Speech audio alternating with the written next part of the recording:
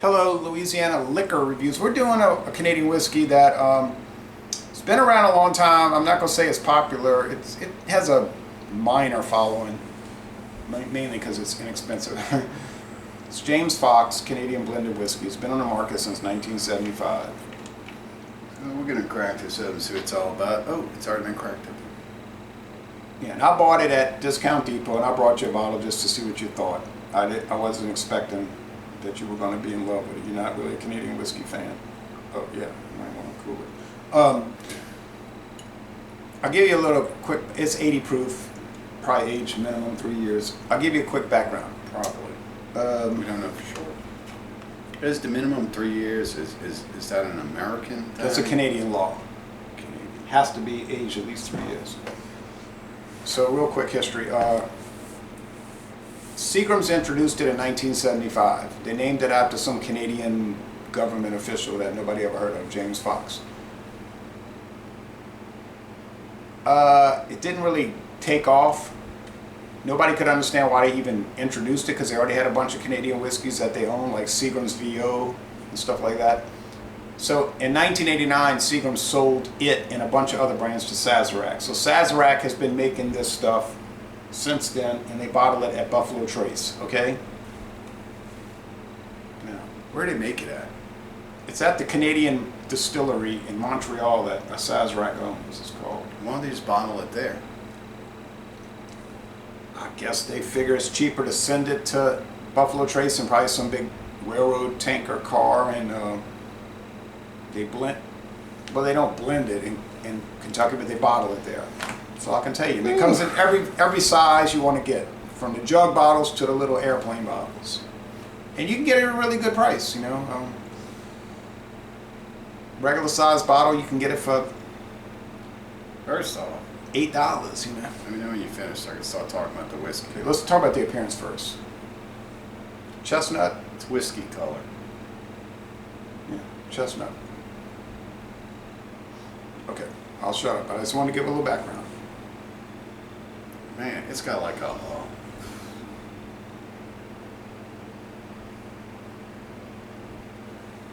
it's got a medicine note going on with it.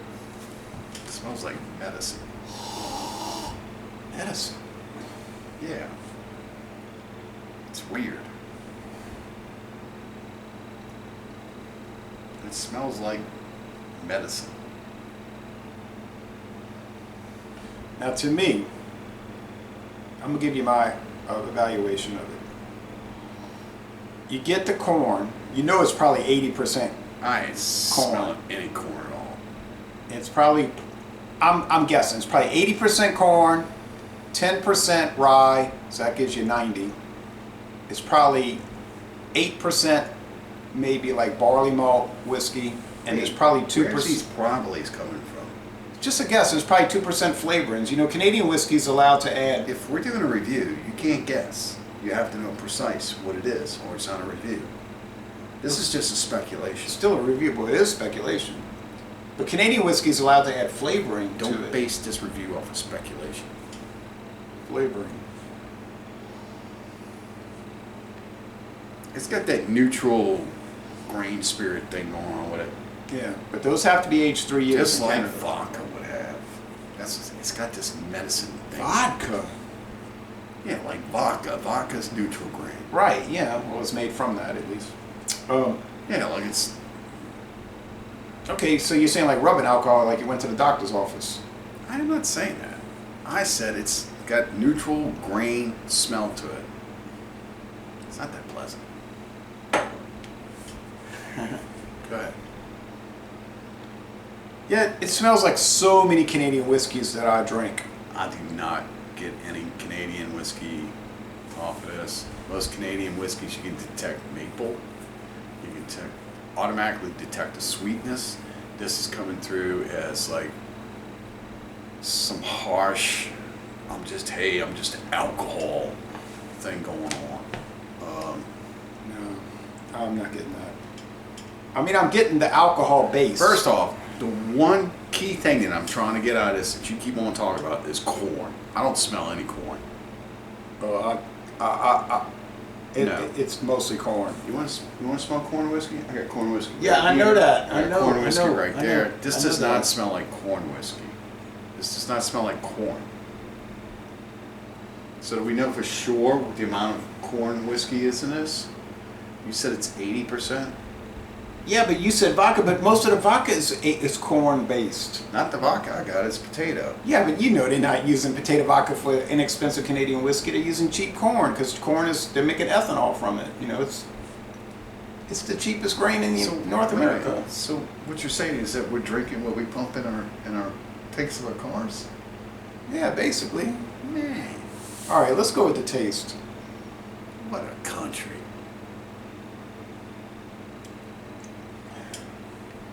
Yeah, I mean, it's. Dude.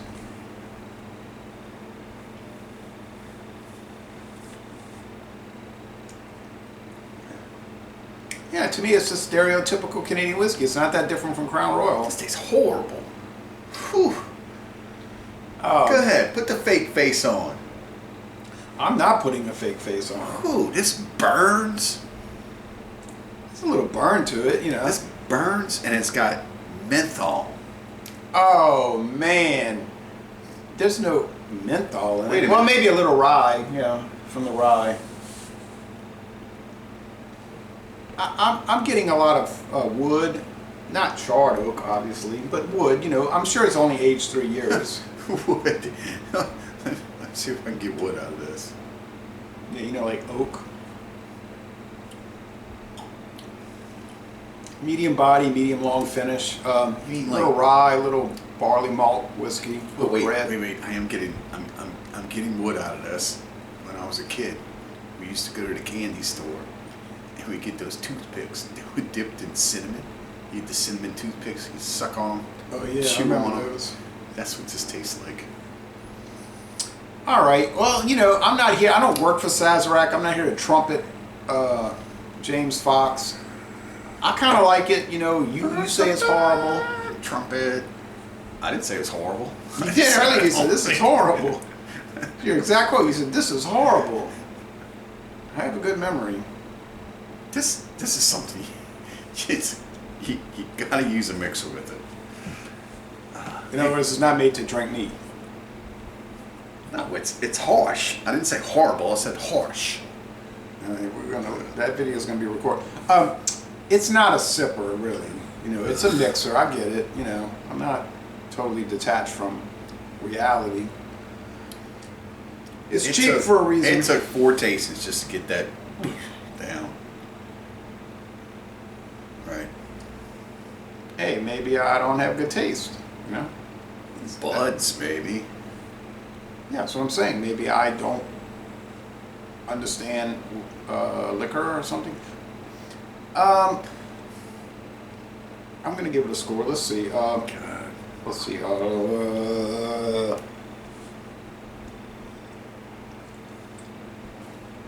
It's basic, but I don't think it's much worse than Crown Royal. Because Oh, I man. don't think Somebody's had a few too many today.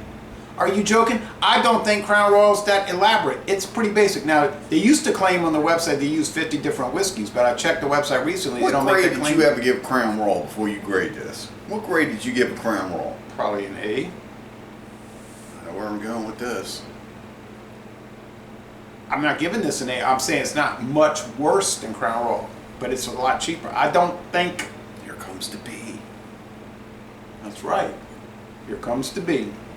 Would I recommend James Foxe? Well, I mean, yeah, because you could buy VO for $20.99 at Rouse's this month, big jug bottle, or you could buy James Foxe at Total Wine for like $15.99. So I'd rather save the $5 and get James Foxe. I don't think it's much of a drop off.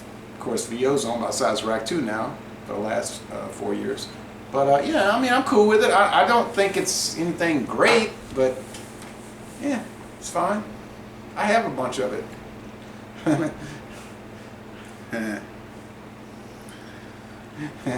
Yeah, I do actually. First off, it took 2 or 3 tastings on it to get through the harshness to me. It's definitely not smooth. I would not buy it. Yeah. Well, I couldn't. I would not turn away if somebody said, "Hey, let's go ahead and try this," or "Hey, have a drink of this." I'm like, "Sure, just one." Call it as you see it. This stuff is rough. It is rough.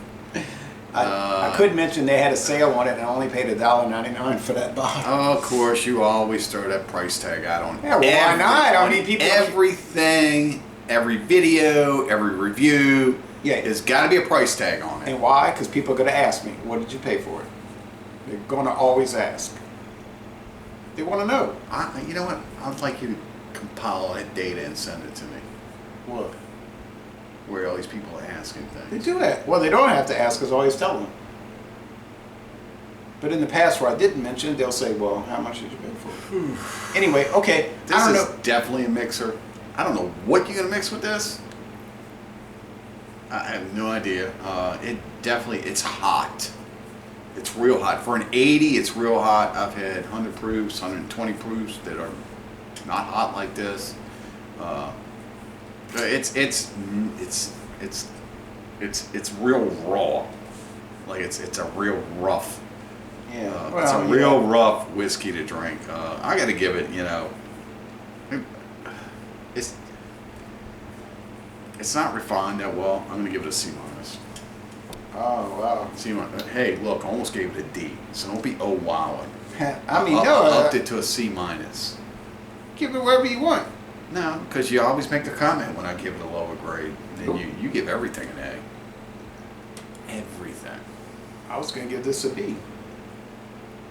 85. Yeah, it's good. I like it. I wouldn't be joining the James Foxe Whiskey Club, but yeah, I like it. Dude, I was going to so get you that t-shirt for Christmas. Those don't exist. All right, so anyway, so you're saying marginally average, but probably more like not good at all. So you're saying like D plus to C minus. I'm saying B, it's good, but that's the way it goes in the whiskey world. A lot of controversy. It is rough, rough, rough. Okay. So thanks for watching this video production. Appreciate it. Thank you very much.